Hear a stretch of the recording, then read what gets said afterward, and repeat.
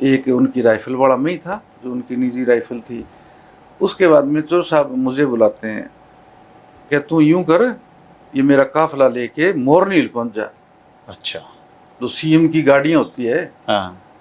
और उन्होंने वो थूत लेके पूरा रेस्ट करके मेरे को एक दिन पहले कहा कि जा मोरनी हिल रुकना है, मैंने तू ये गाड़ियां ले जा सारी। सीएम की जितनी गाड़ियां थी काफिला, मैं मोरनी हिल लेके चला जाता हूँ। अगले दिन देवीलाल चंडीगढ़ एयरपोर्ट पे आते हैं, एयरपोर्ट से सीधा ही मोरनी हिल आते हैं। अच्छा, उनको मोरनी हिल से खास बहुत लगाव था क्या? वो एक ग्रीनरी कारण? कारण है, बस एक अलग ही थे। पेड़ पौधों की वजह से? हाँ, पेड़ पौधों की हरियाली को बढ़ा दे। फिर उन्होंने रेस्ट भी करना था। वहाँ पहुँच गए जी, वहाँ भी बहुत पब्लिक। तो जो देवलाल ने ये कहा भी जो सीनियर वर्कर है वो ही आए, और एमएलए वगैरह मिनिस्टर या आईएएस आईपीएस अफसर है वो मिल सकते। फिर उन्होंने अपनी सरकार का ढांचा वहाँ से तैयार किया। अच्छा। आईएएस आईपीएस अफसर किसको रखना है नहीं रखना, सारा सिस्टम कर लिया। मेरा नंबर फिर भी मेरे ये होगा भी मैं ओथ लेने। फिर मेरे को कहा जा घर देख, क्या मेरा जो शावर वगैरह है वो सारे सेट करो। मेरे को पता होता था जो साहब का जो वॉश बेसिन वगैरह वो हाइट वाले बनवाता था। हाँ, तो ऊंचे थे वो। हाँ, तो मैं जाके देखिए कोठी पर नेम प्लेट लगी, चौधरी देवीलाल मुख्यमंत्री हरियाणा। मैंने जाके सारा, मैं आधा घंटा रहा वहाँ कोठी में। मैंने आके चौधरी साहब को बता दी। बोले उसमें जाएंगे? मैं हाँ जी उसमें जाना होगा। तो फिर कहने लगे कि एक बार है मैं 5-7 रोज यहीं रुकूंगा। हालांकि मुख्यमंत्री तो पहले भी रह चुके थे। हाँ, पहले भी रह चुके हैं। तो उसके बाद में परिवार पहुंच गया, सब हम पहुंच गए। तो एक बात का मुझे बड़ा दर्द हुआ कि एक जनसत्ता अखबार में फोटो छपी परिवार के लोगों के साथ। हरियाणा के मुख्यमंत्री चौधरी देवीलाल के साथ खड़े बागी बेटे के बेटे रवि जितेंद्र, मेरी दोनों बहनों का नाम। वो मेरे बड़ी टीस थी बागी मेरे। अच्छा, तब तक प्रताप सिंह जी अपने पिताजी से अलग हो चुके थे? हाँ, अलग थे, खिलाफ थे वो। अच्छा, उस 87 के चुनाव से पहले मतलब वो खिलाफत में चले गए? खिलाफत में चले गए। तो मेरे को बड़ा वो दर्द हुआ भी मेरे ये क्यों छापी है। मेरे को बड़ा तो उसमें दर्द हुआ। तो फिर मैंने चोर साहब को बताई सारी बात। तो चोर साहब ने मेरे को कुछ नहीं कहा, अपने बेटे के खिलाफ थे वो। तो उन्होंने बहुत कुछ मेरे को कहा कि देख वो मेरे खिलाफ घूम रहा है, ये मेरे साथ पूरा हरियाणा है। तो उनको पता था भी वो अलग टाइप का आदमी है। मैं तो वही प्यार जो पहले था उससे ज्यादा, बल्कि प्यार, मेरा प्यार जिंदाबाद चौधरी देवीलाल। तो आपके पिताजी ने भी कभी ये नहीं कहा कि मेरे मत घूमो? हाँ, नहीं, मैं मानने वाला आदमी हूँ। मैं दबाव में तो किसी की नहीं आता। मैं छोटा था, मैं कट मरूं, लेकिन चौधरी देवीलाल को कैसे छोड़ दूं। मेरा उनके प्रति एक अटूट भी, मेरे जो कुछ थे, माँ बाप, कोई सृष्टि, मेरे लिए चौधरी देवीलाल थे। हाँ। तो उसके बाद में चलो जी वो वेबसाइट ठीक कर लेते हैं, सारा सिस्टम चलता है। तो फिर हम दिल्ली जाते हैं। हाँ। हरियाणा भवन में रुकते हैं। मुझे कुछ नहीं पता है, साथ रखना मुझे। बोले प्रताप को लाओ। मेरे को तो पता ही नहीं कहाँ बैठे हैं। बोले वो वेस्टर्न कोर्ट में है, जहाँ मेरे वाली कार नहीं कहते, मोटर को ले जाओ। अच्छा। मैं सीम वाली गाड़ी लेके गया। जाके मैंने ड्राइवर को, स्टाफ को कहा मैं चलो भाई चोर साहब ने कहा है। तो उनको भी ये पता था भी ये परिवार के हैं। मैं मेरे फादर के पास गया तो वो आने से मना कर दिया। मैंने कहा आपको चलना पड़ेगा, हर हालत में जाना होगा आपको। वो आते हैं, मैं उनकी मुलाकात करवा देता हूँ। और मुलाकात कराने के बाद में बाहर आके वो सबर मेरे फादर के वैसे ही रहे। कुछ नहीं बदला? कुछ नहीं बदला, कुछ नहीं। बड़ी दिक्कत मैं महसूस कर रहा था क्योंकि अखबारों में छपती थी। आपको फील होता था क्योंकि बचपन था हमारा, हम भी तो जवान थे, इमोशनल थे। उसके बाद में फिर चोर साहब ने मेरे को बता दिया चंडीगढ़ के, उसको बुला मैं चेयरमैन बना दूंगा।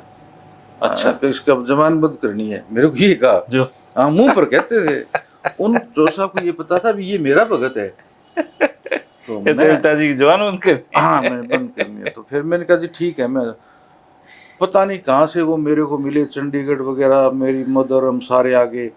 तो पहले मेरे को बता दिया चोर साहब ने, बोली इसको चेयरमैन बनाऊंगा मैं। मैंने कहा ठीक है जी। मैंने कहा जी आपको तो चोर साहब को पद देना चाहते हैं कि चल। फिर हमने सभी ने कहा भी आप अगर यूँ खिलाफ रहते हो तो ठीक है, फिर हम तो आपके खिलाफ अखबारों में भी आएंगे। मैंने स्टेटमेंट दिया, परवाना पत्रकार था।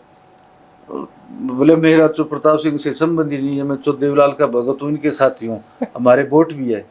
एमजे अकबर ने 86 में सवाल पूछा था कि चौधरी साहब आपका बेटा ही आपके खिलाफ है, तो चो देवीलाल ने क्या कहा, बोले वो बेटा खिलाफ है, उसके बेटे मेरे साथ है, ये उसकी 2 बेटी खड़ी है, फार्म हाउस पर इंटरव्यू था, बोले ये 2 बेटे, इनसे पूछो किसके साथ हो। उन्होंने पूछा किनके साथ हो, मैं कहा चौधरी साहब के साथ है।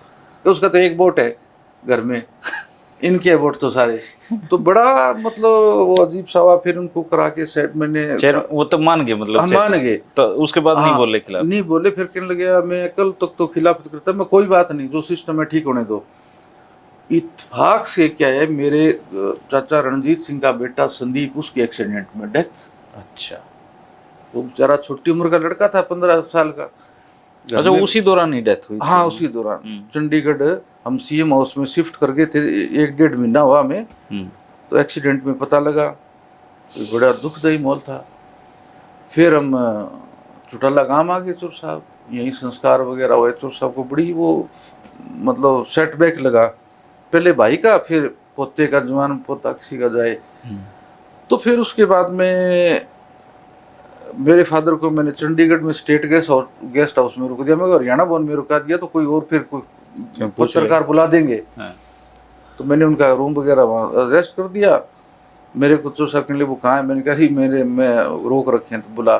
फिर उन्होंने बता दिया मैं तो इस कारपोरेशन का चेयरमैन बनाते तो इसका बनाओ। मैंने कहा जी ये थे, बोले बना दे। उन्होंने उसी टाइम पता नहीं किसको, पीए को फ़ोन करके कहा इसको बनाओ प्रताप सिंह का।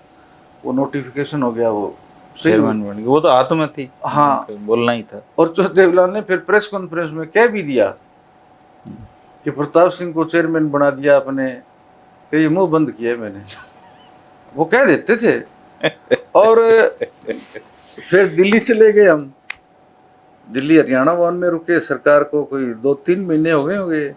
फिर मेरा कह दिया, करे तू घर मत जाना, तेरे को मैं मेरा गनमैन रखूंगा। अच्छा। मैंने कहा जी ठीक है।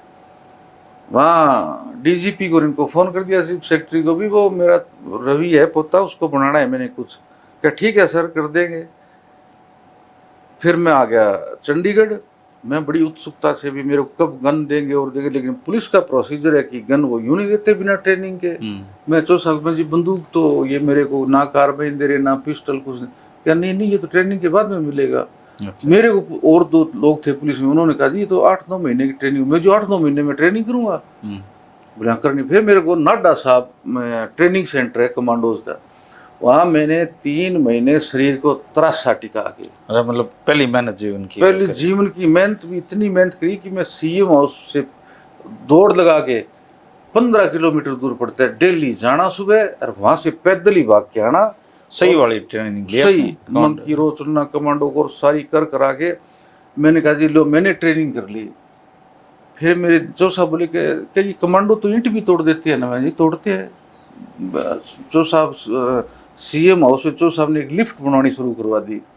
वहाँ रघुवीर काद्यान, वीरेंद्र सिंह जी नारनौद के थे मिनिस्टर, वो ये भी मिनिस्टर, एक मांगेराम लंबरदार बहादुरगढ़ से, मेरे 3 बैठे थे। बोले ला दिखा तू ईंट तोड़ देगा। मैंने जी वहाँ ईंट ले धड़ाधड़ मार के 3 ईंटें तोड़ दी। अच्छा, हाँ, उसी टाइम इतना मजबूत हो गए थे? हाँ, इतना मजबूत। मैंने वहीं उनके सामने, अब वो भूल जाएंगे या नहीं कहेंगे वो अलग बात है, मैंने उनके सामने धड़ाधड़ 3 ईंट तोड़ी। मुझे मेरी सबने पीठ थपथपाई। चोर साहब कहने लगे पिल्ली तो नहीं है क्या? फिर तो वीरेंद्र सिंह ने हंसते हुए कहा, बोले सीएम हाउस में पिल्ली ईंट लग गई क्या? फिर बोले अभी ठीक है, इसको असले उस ले दो। फिर अफसरों ने कंडीशन लगा दी कि वेपन कोर्स नहीं हुआ जी इसका। अच्छा जी। तो मैं जी वेपन कोर्स की ये बात करते हैं तो वेपन तो आपड़ा में ही लेके घूमता था। क्या नहीं भाई ये कर ले, प्रोसेस कर ले। प्रोसेस, हाँ। फिर मैं गया जी, मैं असली सारे जानता था, वैसे मैं ट्रेंड था। हमारे सबके लाइसेंस होते थे परिवार में थे असली? हाँ, सबके असली थे, सबके लाइसेंस थे। मैंने जी सारा 9mm का पिस्टल, SLR, ALR, कार्बाइन सब, थॉमसन मशीन गन, 38 बोर के रिवाल्वर, पिस्टल सब धड़ाधड़, मेरा निशाना बढ़िया था। शौक भी रहा होगा? हाँ, शौक भी होता था। फिर अपने पीए को साथ भेजा और वहाँ से मेरी रिपोर्ट ली, मेरा रिजल्ट आया। मेरे 10 में से 9 नंबर देते थे मुझे वो, मेहनत के। मेरे को हक नहीं मारना है। मैंने हक दे के वो सारी दिखाई तो सबको। फिर पीए से पूछा क्या है, बोले जी बिल्कुल फिट है। उसके बाद में फिर मैं परमानेंट चोर साहब का सरकारी गनमैन बन गया। और फिर ये कहा ना तेरे को तनख्वाह लेनी ना कुछ। मैं जी बिल्कुल किसी चीज़ की तनख्वाह भी नहीं लेनी? तनख्वाह भी नहीं, 1 टोकन रुपया 1 रुपए लेते हाँ, थे 1 रुपया अच्छा। टोकन में।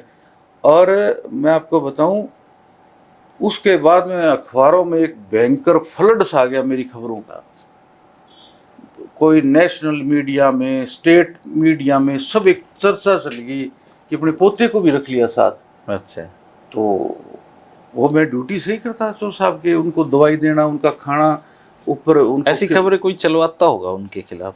नहीं, वो तो एक मैटर तो बन ही जाता है ना, सीएम और उनके उसके ऊपर ही आरोप लगते थे कि इन्होंने अपने परिवार को बहुत सारे पद दिए। नहीं, वो ज्यादा जो मेहनत कर रहे थे उनको देना ही था। फिर वो चो साहब कहते थे, फिर मेरे कुछ लोग खिलाफ होते भी, ये इतने बड़े पद पर कैसे पहुंच गया, मैं तो आंख नाक बन गया। और सीएम से तो लोग मिलने के लिए 10-10 दिन इंतजार आप करते, साथ रहते थे? मैं 24 घंटे साथ, जो कुछ हो मैं साथ। फिर उनकी कटिंग वगैरह अखबारों में, मतलब मैं एक स्टपनी की तरह हो गया कि भी उनके जूते पुराने, जराब रखनी, उनको हर तरीके से मैं ही वो करने लग गया, दवाई देनी, खाने का सिस्टम देखना और करना। तो मैं परमानेंट, उन्होंने कह दिया अभी अब तेने घर नहीं जाना है, तेने यहीं रहना है। मैं हो गया। फिर मुझे किसी एक बड़े आईपीएस, सीनियर आईपीएस अफसर ने मुझे बुला लिया वहाँ अपने दफ्तर में। उनका नाम तो मैं डिस्क्लोज नहीं करूँगा। अब भी हैं वो, मतलब? हाँ।